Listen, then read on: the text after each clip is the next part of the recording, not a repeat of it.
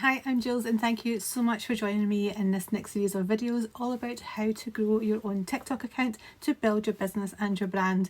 Now, I have been a graphic designer for over 20 years with Branding by Jules, and now I have this whole second business really all because of TikTok, which is called Designer in Your Pocket. And this is where I have taken all of my knowledge of design and branding and tips and tricks of the trade, and I am showing people how they can do that for themselves inside Canva. And through posting my videos on TikTok and just simple tips and tricks, it has turned into the most unexpected journey. And not only has my followers grew, but also the business opportunities and speaking opportunities, and ended up becoming a Canva verified expert, of which there are only 5 in the UK and less than 50 across the whole world. So my series is all going to be about how you need to be on TikTok right now if you haven't started already, and I look forward to sharing all my tips on that in the next series of videos. TikTok, if you're wondering whether you should be on it, the answer is a resounding yes. It's not just about lip syncing and dance tutorials, and it's definitely not just for teenagers anymore. It is for people like us, business owners who are wanting to grow our business.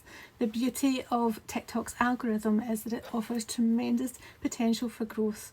Unlike other platforms right now like Instagram, it is very, very difficult to see the amount of views and reach that TikTok allows us anywhere else. Now let me give you an example. Through consistent effort, I've taken my account from just a few hundred followers to over 150,000 in just over a year. Now you may be thinking, my audience is not on TikTok, and I can absolutely guarantee that they are. And it doesn't matter what niche your business is in, whether you're like myself, a designer, whether you are a mortgage advisor, a lawyer, whether you have a product business, whether you bake cakes, there is an audience out there for you. There is Canva talk, book talk, fertility talk. There is a following for absolutely every niche and every business and every brand that's out there. And if you think it's all for young ones, it's not. Like 35% of users are aged between 19 to 29, 18% are aged between 30 and 39, and if you're like me and you're over 40, 20% of the audience in TikTok is now over 40. So your audience is on there. What I also love about TikTok is it's almost like the more authentic you are, the more off the cuff, the more unpolished you are, the better your video performs. Whereas on Instagram, I am so focused on everything being beautifully branded and aesthetically pleasing. I have found it's actually the complete opposite on TikTok. I have filmed TikToks with my rollers in my hair, with my hair up in a bun and my pyjamas on because I'm still sitting in bed, which I would never ever do on Instagram. But I find myself doing that on TikTok, and those are usually the videos that end up doing really, really well. I film a lot of my content with just simply setting up a tripod of my phone and filming my iMac screen as I am doing video tutorials. And again, I don't have to have any fancy video editing and fancy transitions. They actually tend to perform worse when I have done ones that are a bit more polished and designed. They don't work as well as a simple holding the camera up to the screen and just filming. The same as I have been out walking my dog and filmed some videos, and yeah, it's just be real, be authentic, just hold up the video and just film something. Talking to camera is absolutely the ones that work best for me too. Now, the actual tangible impact that TikTok has had on my business is, one, it has brought me in more clients. I have had clients contact me from America, Australia, Germany that had first come across some of my TikToks and then went on to my other platforms, went on to Instagram, went on to YouTube, went on to my website, and then actually, ironically, commissioned me for bespoke brand projects, which I really wasn't expecting. Some others booked me for design days for me to go into their Canva accounts and create new templates for them. I'm kind of inundated now with brand collaboration requests. I usually reject most of them because I am being really strict at only accepting a brand collaboration that fits my values, fits my niche, is related to Canva in some way or design.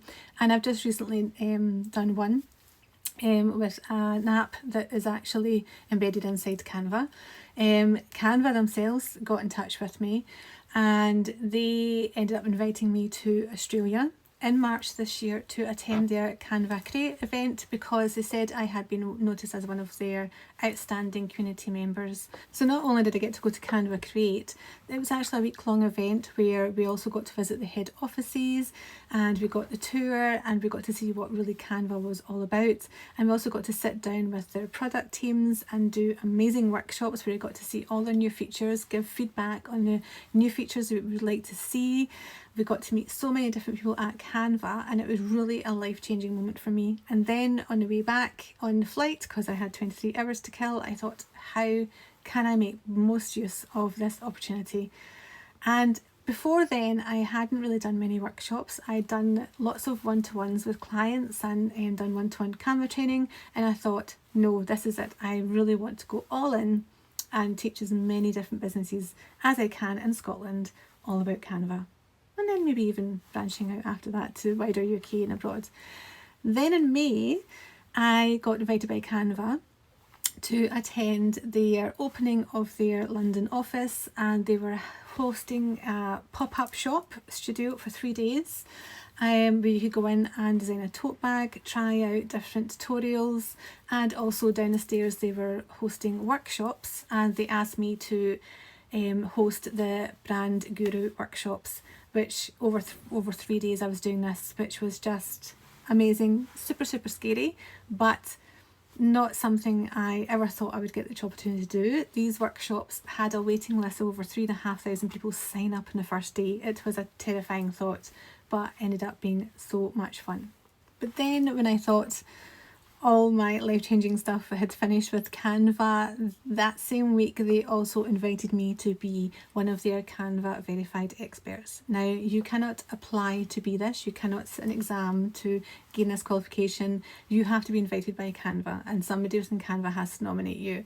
And as I said, there is only 5 in the UK, there is less than 50 across the whole world. This is something I have had on my goal, on my wish list to maybe achieve in 2 years' time, and I've actually achieved it already. But all of these things would not have happened if I hadn't stood in my kitchen with my tripod and my phone and filmed my very first TikTok. I want you to have a think. Where could your business be in a year's time if you start filming TikToks today? I'm just going to give you a few examples of other small business creators that I have saw on TikTok that are absolutely killing it, and they are from vastly different niches and businesses. So the first one is Kate Waterfall Hill, and she is a leadership coach, and all her content on TikTok is skits, and it's like real life situations that we've all been in the corporate world, and she's showing the good and the bad side of great leaders and absolutely horrendous leaders. And she actually became a client of mine this year because she saw my TikToks, and she was saying that TikTok has completely transformed her business and opportunities that came her way and the clients that she's been able to reach just by having this character called Linda, who is an awful leader. Next is Full Circle Bakes, and they are a local bakery in Glasgow in the East End, and this girl is journaling her journey into first opening her shop and daily behind the scenes, what goes on. She's also very open about having ADHD and what that means for her and how that impacts her as a business owner, and her videos are amazing. Next we have Ivory and Twine, and they make hand poured candles in Scotland, and a lot of their video content is actually showing you the process of how they make their candles from start to finish, and then the beautiful products they have for sale, as well as daily lives as business owners. And they have amassed a massive 120,000 followers on their account. The next one is Emmy Dent, who is a mortgage advisor, and just to prove, a lot of her videos are just face to camera, sitting in her office, sitting on a couch, nowhere fancy, and she is just explaining different situations with people applying for mortgages and what help they need, and she has amassed over 100,000 followers just doing this content. She also films a lot of video replies to questions that she gets on her account, which is brilliant for really getting that two-way engagement with your followers, and offers excellent advice. And then lastly, there's this account, Kilo's Joinery. And again, he has amassed, oh my goodness, over 150,000 followers. And again, it's a mixture of day in the life, explaining different jobs they're doing, showing you the start and finish process, and also offering tips and tricks as well for homeowners doing a lot of conversions. So you can see there is a vast array of different businesses there, from product businesses to service-based businesses to financial-based businesses, but each one is able to find a huge audience on this app. In the next video, I'm going to show you how you can build your own audience on TikTok, and I absolutely promise you, you're not going to have to do any dancing, you're not going to have to do any lip syncing, and you're not going to have to do any pointing in the videos either.